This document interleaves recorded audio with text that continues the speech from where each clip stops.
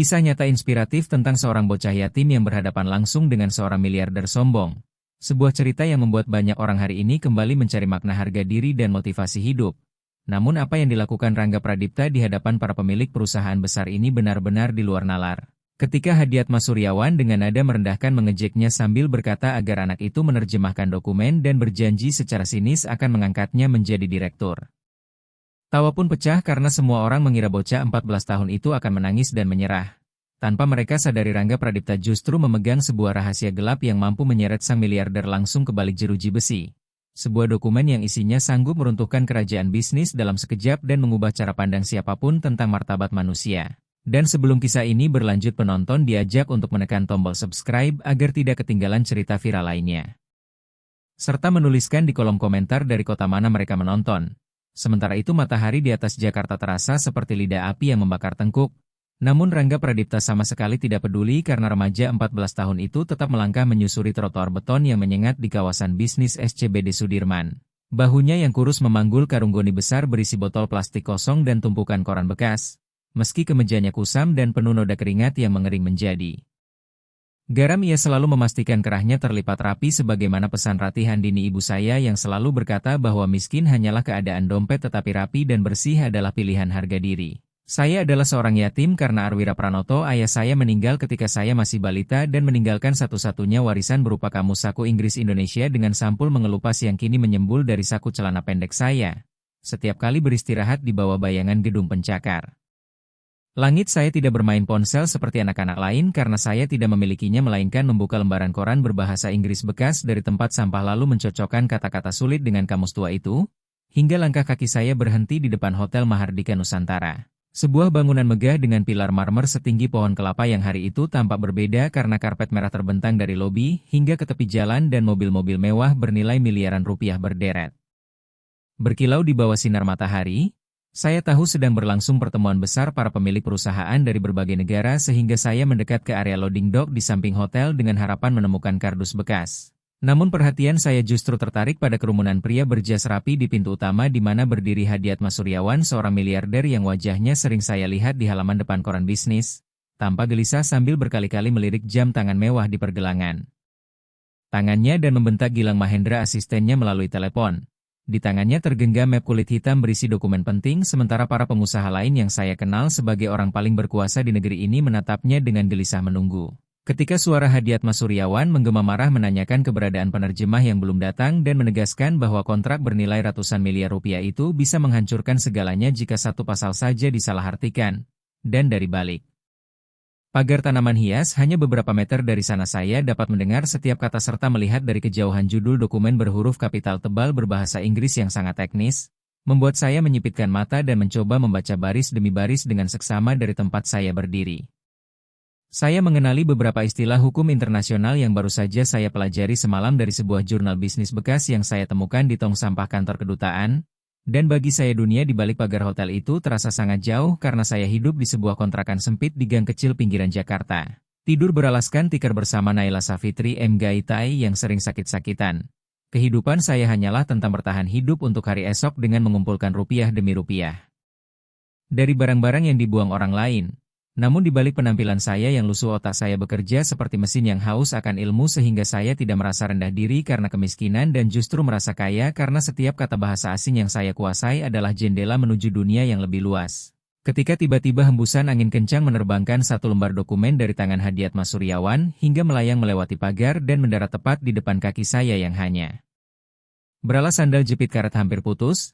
Saya membungkuk mengambil kertas itu dengan tangan gemetar lalu mata saya cepat memindai isinya sementara jantung berdegup kencang karena saya menemukan sesuatu yang janggal pada paragraf ketiga. Teriakan marah Hadiatma Suryawan pun pecah menyuruh saya menyerahkan kertas itu sambil melangkah cepat dengan wajah merah padam. Saya mendongak dan berdiri berhadapan dengan penguasa harta sementara saya hanyalah anak yatim pemulung. Sebuah pertemuan dua dunia yang sangat kontras di tengah kemewahan ibu kota. Lalu ia menyambar kertas dari tangan saya seolah tangan saya penuh kuman dan menghardik agar saya tidak menyentuh barang berharga dengan tangan kotor sambil mengeluh bau sampah yang mengganggu tamu-tamunya dan menyeka dokumen itu dengan sapu tangan sutra. Saya mundur selangkah menundukkan kepala dan meminta maaf dengan suara tenang meski dada bergemuruh karena hinaan bau adalah hal yang sudah biasa bagi saya. Namun pikiran saya masih tertahan. Pada kalimat di paragraf ketiga yang memuat istilah endemic clause dengan angka yang tidak sinkron dengan total nilai kontrak di bagian bawah. Saya kembali memikul karung goni dan berjalan menjauh ke pojok area parkir tempat saya biasa menyortir botol plastik sebelum dibawa ke pengepul karena rutinitas ini adalah denyut nadi hidup saya dengan setiap botol bernilai Rp500 dan setiap tumpukan koran berarti sesuap nasi. Tetapi hari itu terasa lebih berat karena pikiran saya tertuju pada Naila Savitri yang sejak pagi terbaring lemas di kasur tipis kami akibat demam tinggi. Sebelum berangkat saya hanya sempat memberi kompres air hangat dan sisa nasi kemarin sambil berjanji akan membawa obat pulang. Sebuah janji yang kini mencekik karena uang di saku celana saya hanya Rp10.000 sementara harga sirup penurun panas dan vitamin yang disarankan bidan puskesmas mencapai Rp50.000. Saya berusaha fokus meremas botol plastik agar muat lebih banyak di karung namun pemandangan di depan lobi hotel terus menarik perhatian karena Hadiatma Suryawan masih dikelilingi pria-pria berjas yang tampak semakin tidak sabar sebagai para pemilik perusahaan mitra yang menunggu kejelasan kontrak. Dan dari jarak sekitar 30 meter saya melihat keringat dingin di wajahnya ketika penerjemah tak kunjung datang dan investor asing di dalam gedung dikabarkan akan segera membatalkan kesepakatan jika kontrak itu tidak ditandatangani dalam 1 jam ke depan. "Kenapa kamu masih di sini, Nak?" Sebuah suara berat mengejutkan saya. Itu adalah Farid Wicaksana, petugas keamanan hotel yang sudah sering melihat saya melintas dan menjadi satu-satunya orang di area itu yang memandang saya sebagai manusia bukan sebagai noda pemandangan. Saya menjawab sopan bahwa saya sedang istirahat sebentar sambil menunggu botol dari tempat sampah. Lalu Farid Wicaksana membisikkan peringatan agar saya segera pergi karena Hadiatma Suryawan sedang sangat gelisah. Proyek besarnya terancam gagal akibat masalah bahasa dan dia adalah orang yang tidak segan memanggil polisi jika merasa terganggu. Saya mengangguk tetapi mata saya tetap melirik ke arah Hadiatma Suryawan yang kini membolak-balik map hitam itu dengan wajah bingung karena saya tahu di balik jas mahal dan jam tangan mewahnya dia sedang buta. Pria itu sama sekali tidak memahami isi kontrak yang akan ia tanda tangani sendiri. Dilema pun muncul di hati saya karena di satu sisi saya ingin segera pergi mencari botol di tempat lain agar uang obat untuk Naila Savitri Mgaitai bisa terkumpul. Namun di sisi lain saya melihat sebuah kecerobohan besar yang bisa menghancurkan banyak orang. Sementara saya hanyalah bocah pemulung berusia 14 tahun yang jika berbicara kepada Hadiatma Suryawan hanya akan menuai makian. Hidup saya memang tampak stabil dalam kemiskinan tetapi sebenarnya sangat rapuh karena jika hari ini saya tidak mendapatkan tambahan Rp40.000 kondisi Naila Savitri bisa memburuk dan jika saya berurusan dengan Hadiatma Suryawan saya bisa diusir selamanya dari area itu. Saya meremas kamusaku di dalam kantong dan merasa seolah membawa senjata ampuh tanpa panggung untuk menggunakannya. Tiba-tiba teriakan Hadiatma Suryawan kembali pecah dengan nada lebih histeris ketika ia membanting map ke kap mobil mewah sambil bertanya siapa yang akan menerjemahkan istilah hukum teknis itu sekarang dan matanya yang liar menyapu sekeliling mencari pelampiasan frustrasi. Hingga akhirnya tatapannya tertuju pada saya yang sedang memegang botol plastik bekas dan sebuah ide gila serta jahat muncul di benaknya untuk mempermalukan saya atau sekadar mencari hiburan di tengah stres. Firasat buruk langsung menyergap saya sehingga saya mengikat karung dan bersiap pergi namun semuanya sudah terlambat ketika Hadiatma Suryawan berteriak memanggil saya dengan lambaian tangan meremehkan sambil mengatakan bahwa saya sering membaca koran bekas dan dia punya tawaran bagus di depan rekan-rekannya. Langkah kaki saya terhenti karena saya tahu ini bukan bantuan melainkan awal dari penghinaan terencana. Namun ada sesuatu dalam diri saya yang menolak untuk lari sehingga saya berbalik, memanggul karung dengan tegak dan berjalan mendekat ke lingkaran para penguasa harta itu. Hadiatma Suryawan menyeringai lalu memperkenalkan saya dengan nada sarkastik sebagai kandidat ahli bahasa hari ini yang disambut tawa kecil dan ejekan bahwa saya adalah spesialis literatur barang rongsokan. Seorang pengusaha berjas abu-abu tertawa meremehkan sambil berkata mereka sedang membicarakan kontrak triliunan rupiah bukan harga kardus kiloan. Hadiatma Suryawan lalu menepuk bahu saya dengan kasar hingga tubuh saya yang ringkih sedikit terhuyung dan mengejek bahwa ia sering melihat saya membaca koran bekas di bawah pohon serta bertanya apakah nama saya benar dan apakah saya jago bahasa Inggris karena setiap hari memulung sampah dari kantor asing. Saya hanya diam menatap matanya dengan tenang. Meski hati terasa seperti ditusuk-tusuk lalu menjawab pelan bahwa saya hanya belajar sedikit, Pak. Jawaban saya singkat. Lalu Hadiatma Suryawan tertawa terbahak-bahak dan membuka map hitamnya dengan gerakan dramatis sebelum menarik satu lembar dokumen yang penuh istilah hukum teknis rumit. Ia berkata di depan para tamu terhormat bahwa ia memberi saya sebuah tantangan untuk menerjemahkan dokumen itu sekarang juga dan jika saya mampu melakukannya tanpa kesalahan maka bukan hanya uang obat untuk Naila Savitri adik saya yang akan ia berikan karena ia tahu saya membutuhkan uang. Tetapi ia juga akan mengangkat saya menjadi direktur di salah satu anak perusahaannya. Suasana langsung riuh karena itu adalah ejekan yang sangat merendahkan sebab mengangkat seorang pemulung berusia 14 tahun menjadi direktur hanyalah lelucon paling menghina yang bisa dilontarkan seorang miliarder. Jelas sekali Hadiatma Suryawan ingin menjadikan saya badut untuk mencairkan ketegangan akibat kegagalannya menghadirkan penerjemah profesional. Ia kembali mendesak dengan nada mengejek agar saya tidak malu. Malu karena katanya saya pintar. Lalu ia merogoh dompetnya mengambil selembar uang Rp100.000 dan menjatuhkannya ke atas aspal tepat di depan kaki saya yang bersandal jepit sambil mengatakan itu uang muka dan menyuruh saya mengambilnya lalu membaca. Saya menatap uang di aspal itu karena itulah uang yang saya butuhkan untuk kesembuhan Naila Safitri. Tetapi cara ia memberikannya sungguh menghina sehingga para tamu mulai berbisik-bisik. Sebagian merasa kasihan namun jauh lebih banyak yang menonton dengan tatapan meremehkan seolah saya hanyalah objek tontonan sirkus.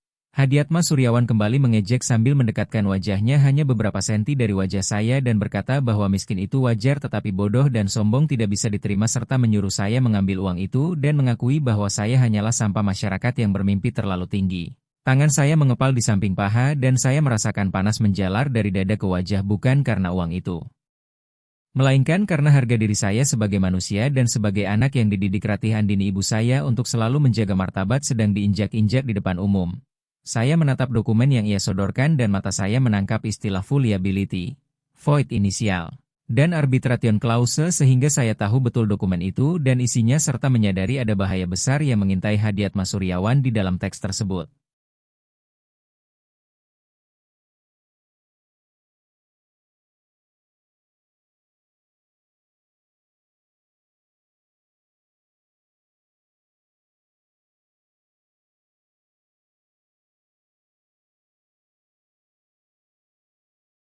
Dengan suara bergetar saya mengatakan bahwa saya tidak membutuhkan jabatan direktur.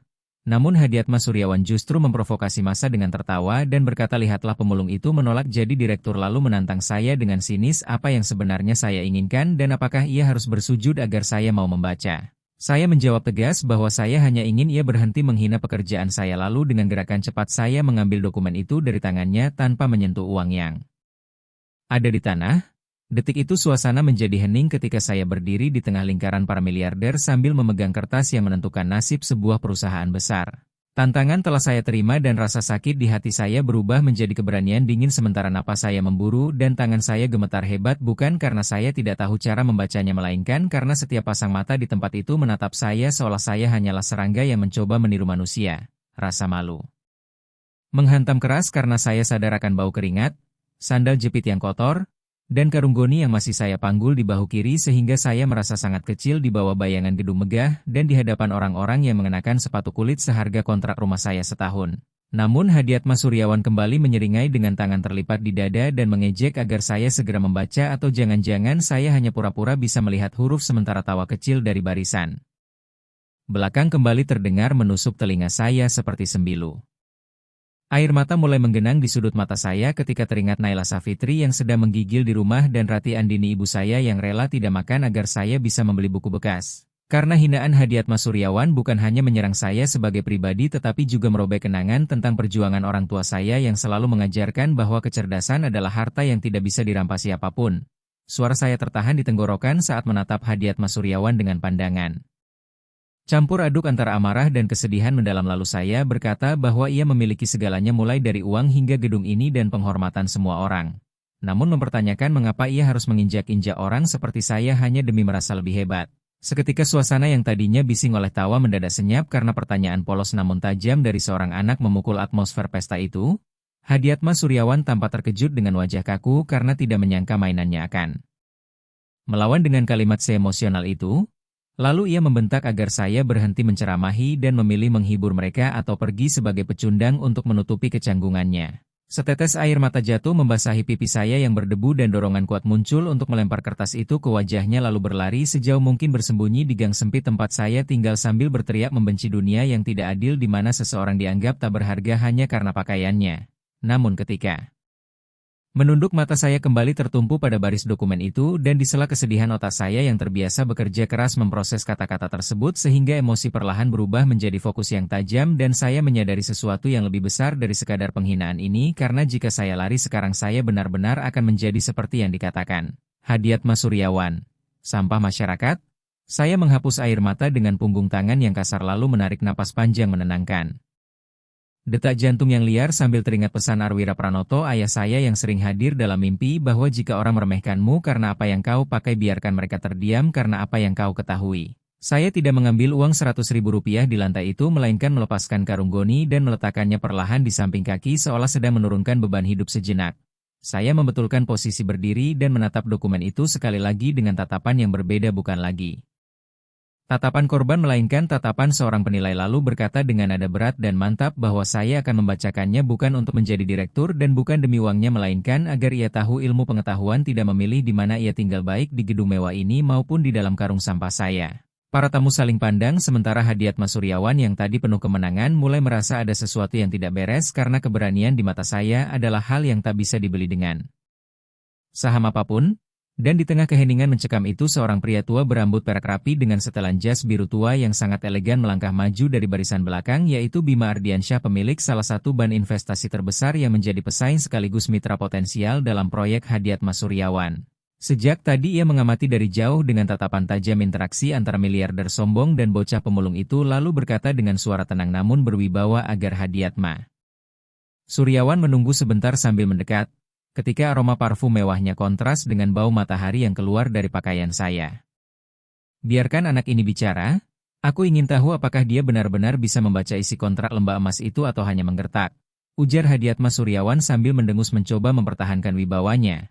Lalu menoleh sinis dan berkata agar Bima Ardiansyah tidak menyalahkannya jika telinganya sakit mendengar ocehan bocah ingusan ini. Saya menoleh ke arah Bima Ardiansyah dan untuk pertama kalinya dalam hari yang panjang ini saya melihat sepasang mata yang tidak memandang saya dengan jijik. Iya. Mengangguk kecil seolah memberi izin sekaligus perlindungan tak tertulis lalu berkata dengan tenang agar saya membaca dan tidak takut pada siapapun di tempat itu. Saya menarik napas dalam lalu membuka lembar pertama dengan suara jernih dan pelafalan bahasa Inggris yang sangat akurat untuk ukuran anak yang belajar secara otodidak dan mulai menjelaskan bahwa dokumen itu adalah draft kontrak kerjasama antara Surya Graha Holding milik Hadiatma Suryawan dan firma hukum luar negeri bernama Citrawira Legal Partners yang menyatakan akan mengelola seluruh asetnya di Singapura sebagai jaminan investasi. Beberapa tamu mulai berbisik terkesan namun saya tidak berhenti dan segera membalik halaman dengan cepat sambil menunjuk bagian yang sejak awal mengganggu pikiran saya lalu berkata dengan suara semakin serius bahwa ada sesuatu yang janggal.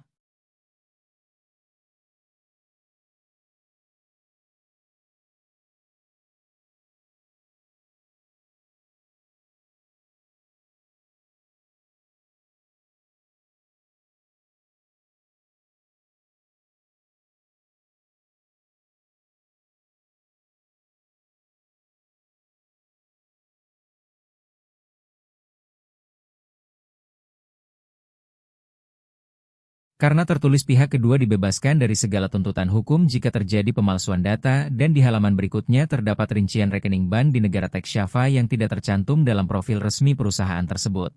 Wajah Hadiatma Suryawan berubah dari merah pada menjadi pucat dan ia merebut kembali dokumen itu dengan mata melotot mencoba membaca bagian yang saya tunjuk sementara ia sebenarnya tidak benar-benar memahami istilah hukum Inggris yang rumit dan selama ini hanya mengandalkan asistennya yang tidak hadir hari itu.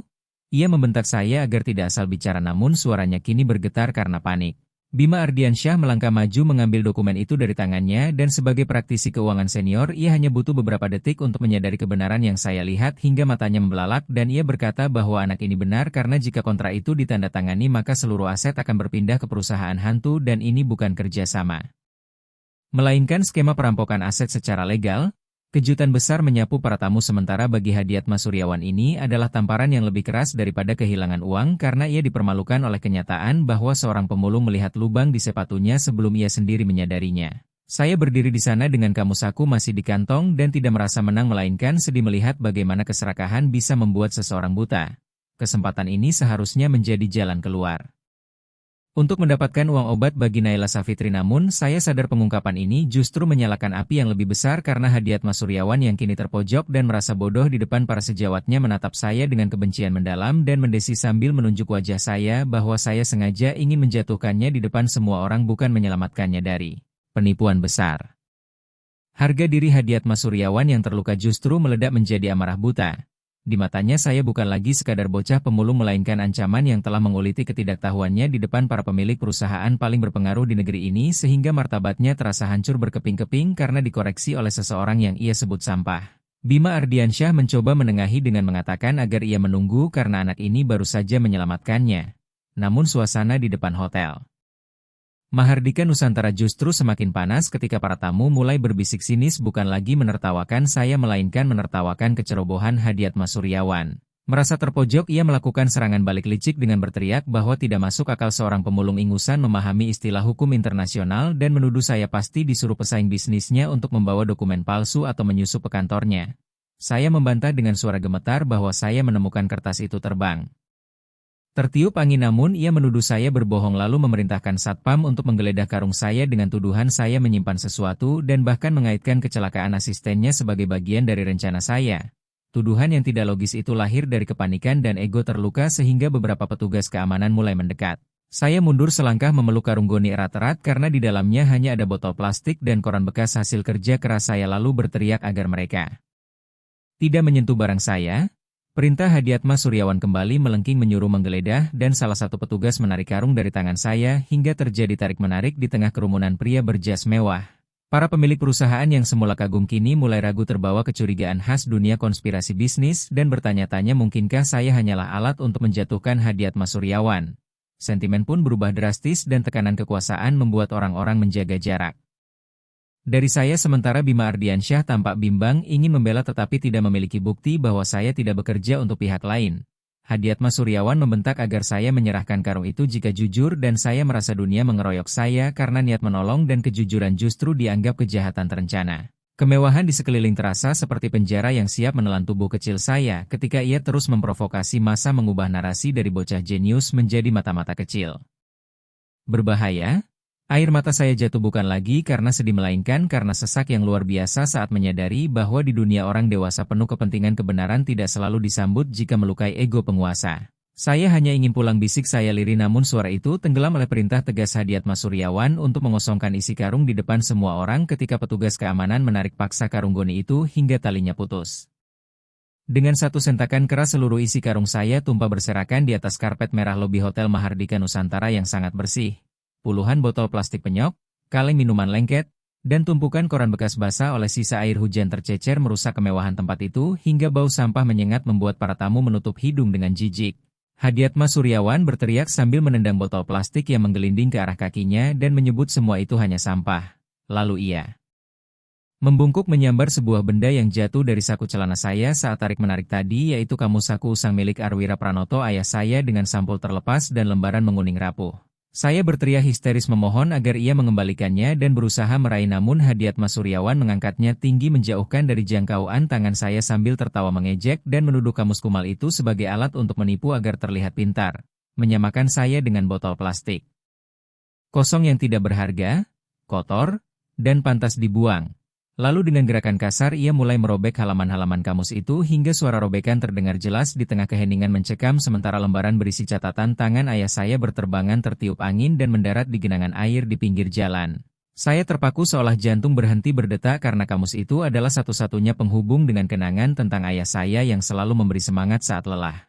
Kini dihancurkan tanpa ampun oleh pria yang bahkan tidak mengenalnya. Saya memohon agar ia berhenti dengan suara nyaris hilang lalu jatuh terduduk di atas tumpukan sampah saya sendiri dan tak lagi peduli pada uang obat untuk Naila Safitri atau harga diri di depan para miliarder karena kehilangan kamus itu terasa seperti kehilangan ayah saya untuk kedua kalinya.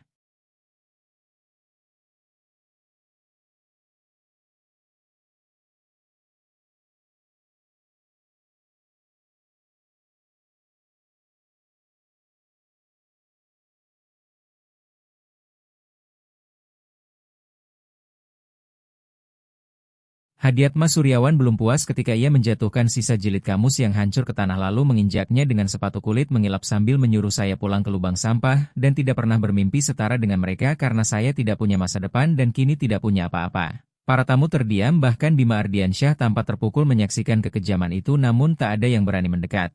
Saya tampak sangat rapuh duduk bersimpuh di tengah botol-botol bekas dan robekan kamus. Ayah saya dengan air mata mengalir deras membasahi debu di pipi hingga membentuk garis kesedihan mendalam. Semua harapan seakan hilang dan saya merasa benar-benar kalah. merasa bodoh karena pernah percaya bahwa kejujuran dan kecerdasan akan melindungi saya di tempat di mana uang dan kekuasaan menjadi hukum sementara saya hanyalah debu yang baru saja disapu. Di kejauhan terbayang wajah Naila Savitri pucat menunggu obat yang tak kunjung saya bawa pulang dan saya merasa gagal sebagai kakak. Gagal menjaga kenangan ayah, dan gagal mempertahankan martabat. Namun di titik terendah itu ketika tangan saya menyentuh selembar halaman kamus yang robek di dekat kaki saya. Mata saya menangkap sebuah kalimat tulisan ayah saya di tepi halaman yang menyambar kesadaran seperti sengatan listrik bahwa kehormatan bukan tentang apa yang kamu miliki melainkan tentang apa yang tetap kamu pegang saat kamu tak punya apa-apa. Perlahan saya berhenti terisak, tangan saya yang gemetar mengumpulkan lembaran-lembaran kertas kamus yang tadi diinjak oleh Hadiatma Suryawan. Lalu saya berdiri perlahan sambil mengabaikan lutut saya yang kotor dan perih. Di hadapan saya Hadiatma Suryawan masih berdiri dengan senyum kemenangan yang menjijikan dikelilingi para pemilik perusahaan yang menatap dengan beragam emosi. Ada yang kasihan, ada yang sinis, dan ada pula yang hanya menonton. Ia mengejek sambil merapikan jas mahalnya dan bertanya apakah saya mau mengemis lagi atau mengejar jabatan direktur hayalan itu? Saya tidak menjawab dengan amarah melainkan menatap matanya lurus sebuah tatapan yang membuat sang miliarder sedikit bergidik karena ia tidak lagi menemukan rasa takut di sana. Di saat itu saya membuat pilihan paling berat dalam hidup saya karena saya bisa saja memohon agar diberi uang untuk obat Naila Savitri atau pergi begitu saja dalam kehancuran. Namun saya memilih jalan ketiga yang paling berisiko. Saya menyebut nama Hadiatma Suryawan dengan suara jernih tanpa getaran dan berkata bahwa tawaran direktur tadi hanyalah ejekan dan kini saya menolak semua tawarannya bukan karena saya merasa lebih hebat tetapi karena saya tidak ingin bekerja untuk orang yang membangun kekayaannya di atas ketidaktahuan dan kesombongan. Saya menarik napas dalam lalu menegaskan bahwa saya tidak pernah berniat menjatuhkannya di depan rekan-rekannya karena awalnya saya ingin menolong sebab saya tahu rasanya kehilangan segalanya namun sekarang saya akan menyampaikan kebenaran di dokumen itu bukan sebagai penerjemahnya melainkan sebagai saksi atas apa yang ia sembunyikan. Hadiatma Suryawan tertawa hambar dan mengejek apalagi yang ingin saya bualkan. Saya pun berpaling ke arah Bima Ardiansyah dan para pemilik perusahaan lain lalu dengan suara lantang saya mengungkap bahwa bukan hanya firma hukum itu yang palsu karena jika mereka memeriksa lembar ketiga pada bagian biaya operasional mereka akan melihat bahwa Hadiatma Suryawan telah memindahkan dana cadangan perusahaan bersama ke rekening pribadinya untuk menutup kerugian proyek lain yang gagal sehingga ia sebenarnya tidak membutuhkan penerjemah melainkan kambing hitam jika penipuan ini terbongkar. Suasana seketika membeku. Wajah Hadiatma Suryawan berubah pucat seperti kertas dan ia berteriak dari mana saya mengetahui hal itu karena tidak ada di draft yang saya baca. Saya lalu mengangkat selembar koran bisnis bekas yang tadi tumpah dari karung saya. Bertanggal 2 hari sebelumnya yang memuat berita investigasi penggelapan dana di salah satu anak perusahaan milik kelompok usahanya di luar negeri. Saya berkata dengan tenang bahwa saya tidak hanya membaca kontrak melainkan juga membaca berita dan sejak awal melihatnya di tempat itu saya sudah tahu siapa dirinya serta sempat memberinya kesempatan untuk jujur saat saya mengembalikan kertas tadi namun ia memilih tetap menjadi penipu. Keputusan saya sudah bulat karena saya memilih melepaskan kesempatan mendapatkan uang dengan cara memohon pada orang jahat dan memilih berdiri di atas kebenaran meski harus pulang dengan tangan hampa ke rumah tempat Naila Savitri sedang sakit. Saya lebih memilih menjadi pemulung yang terhormat daripada direktur yang lahir dari kebohongan. Bima Ardiansyah melangkah maju dan memanggil nama saya dengan suara tegas lalu bertanya apakah saya memiliki bukti atas ucapan saya tentang rekening tersebut, dan saya menyerahkan robekan koran itu sambil menunjukkan bagian-bagian yang saya garis bawahi dengan pensil kayu usang milik saya. Ini adalah keputusan yang menentukan masa depan saya karena pada detik itu juga nasib Hadiatma Suryawan berada di tangan saya. Bocah yang baru saja kamus ayahnya diinjak-injak. Banyak orang di sana mengira saya hanyalah pahlawan dadakan yang ingin menjatuhkan Hadiatma Suryawan demi mencari simpati Bima Ardiansyah agar diadopsi atau diberi modal usaha besar. Padahal saya sama sekali tidak berniat menjatuhkannya dan juga tidak mencari simpati siapapun karena sejak awal saya sudah tahu kontrak itu adalah jebakan yang dibuat oleh asisten Hadiatma Suryawan sendiri yang bekerja sama dengan pihak luar. Alasan saya bersikeras menyerahkan dokumen itu sejak awal bukan untuk memamerkan kepintaran melainkan karena saya melihat nama almarhum ayah saya Arwira Pranoto tercantum dalam daftar penjamin aset di lampiran dokumen tersebut sebuah nama yang digunakan secara ilegal oleh perusahaan Hadiatma Suryawan bertahun-tahun lalu. Ayah saya sejak awal bukan orang miskin biasa melainkan mantan kepala bagian arsip di perusahaan lama Hadiatma Suryawan yang dipecat tidak hormat dan difitnah atas kesalahan yang sebenarnya dilakukan oleh Hadiatma Suryawan. Kamus saku yang selalu saya bawa bukan sekadar alat belajar melainkan tempat ayah saya menyimpan selembar surat pernyataan asli yang membuktikan bahwa aset-aset yang diklaim Hadiatma Suryawan hari ini adalah hasil penyerobotan hak milik keluarga saya.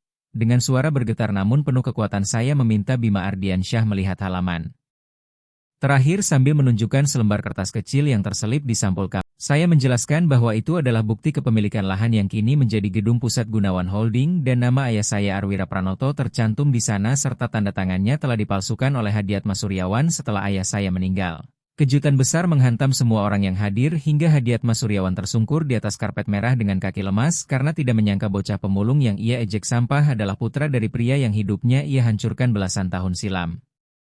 Sehingga seluruh kesombongannya runtuh seketika, Bima Ardiansyah bersuara dingin menanyakan apakah ini alasan ia selalu menolak audit independen lalu memberi isyarat kepada ajudannya untuk memanggil polisi dan memastikan seluruh aset yang saya sebutkan segera dibekukan untuk investigasi.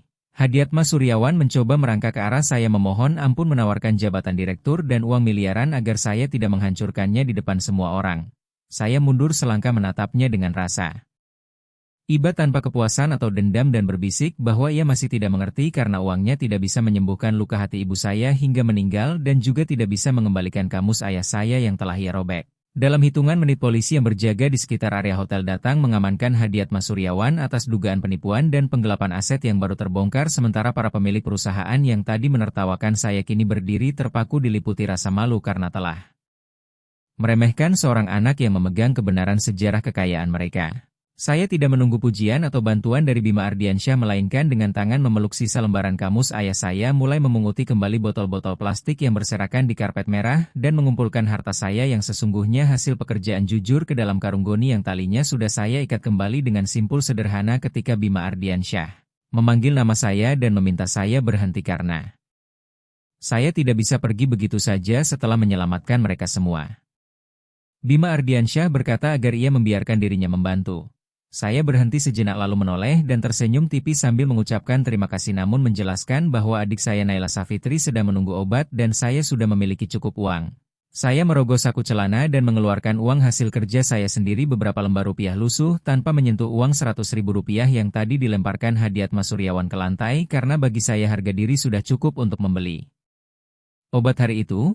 Lalu saya melangkah pergi meninggalkan kemegahan Hotel Mahardika Nusantara tanpa menoleh lagi sementara di belakang saya sirene mobil polisi meraung membawa Hadiatma Suryawan menuju pertanggungjawaban atas keserakahannya dan para pemilik perusahaan yang tadi berdiri angkuh kini tertunduk ketika saya melewati mereka. Langkah kaki saya yang bersandal jepit terdengar berat namun mantap di atas trotoar yang masih panas hingga saya tiba di apotek kecil dekat gang kontrakan dan menyerahkan koin serta lembaran uang lusuh hasil keringat saya untuk membeli obat penurun panas bagi Naila Safitri. Saat sampai di rumah adik saya masih terlelap dengan dahi panas lalu saya mengusap kepalanya perlahan dan menyuapkan obat dengan penuh kasih sayang. Di rumah petak sempit itu tidak ada kursi direktur atau meja marmer namun ada kedamaian yang tak pernah bisa dirasakan Hadiatma Suryawan di dalam sel penjara. Keesokan harinya berita tentang bocah pemulung yang membongkar kejahatan miliarder meledak di seluruh penjuru negeri tetapi saya tetaplah saya dan tidak muncul di televisi untuk mencari ketenaran karena saya justru duduk di bawah pohon kersen dengan telaten merekatkan kembali lembar demi lembar kamus milik ayah saya Arwira Pranoto menggunakan nasi sebagai lem. Meski masih ada bekas injakan sepatu dan noda air kamus itu terasa jauh lebih berharga karena bukan lagi sekadar buku melainkan saksi bisu kemenangan sebuah kehormatan. Beberapa waktu kemudian Bima Ardiansyah akhirnya menemukan rumah saya dan datang bukan untuk memberi sedekah melainkan untuk menyerahkan apa yang memang menjadi hak keluarga saya karena berkat bukti-bukti yang saya pegang proses pengembalian aset milik mendiang ayah saya mulai diproses secara hukum. Ia juga menawarkan beasiswa penuh hingga universitas di luar negeri sambil berkata bahwa ia tidak memberikannya karena kasihan melainkan karena dunia membutuhkan orang-orang yang tidak bisa dibeli dan bahwa Hadiatma Suryawan memiliki segalanya tetapi miskin harga diri sementara saya mungkin tidak punya apa-apa namun adalah orang terkaya yang pernah ia temui di kawasan bisnis kota ini. Saya menerima tawaran itu dengan satu syarat yaitu saya ingin tetap belajar menggunakan kamus usang ayah saya yang telah direkatkan kembali agar selalu ingat dari mana saya berasal. Kisah hidup saya memberi pelajaran bahwa kita sering menilai manusia hanya dari merek pakaian atau saldo rekening dan lupa bahwa di balik baju lusuh bisa tersembunyi otak cemerlang serta hati sekeras baja karena hinaan tidak akan pernah merendahkan kita jika tidak kita izinkan masuk ke hati dan harta melimpah tidak akan pernah membuat seseorang terhormat jika didapatkan dengan menginjak sesama. Kejujuran dan kecerdasan adalah senjata tak terlihat yang mampu meruntuhkan tembok kesombongan setinggi apapun dan saya telah membuktikan bahwa pemimpin sejati bukanlah mereka yang duduk di kursi empu perusahaan melainkan mereka yang mampu memimpin diri Sendiri untuk tetap jujur dan tegak karena bahkan ketika dunia memaksa kita berlutut, kehormatan tidak bisa dicuri, tidak bisa dibeli, dan tidak akan pernah habis selama kita berani menggenggamnya dengan tangan yang bersih.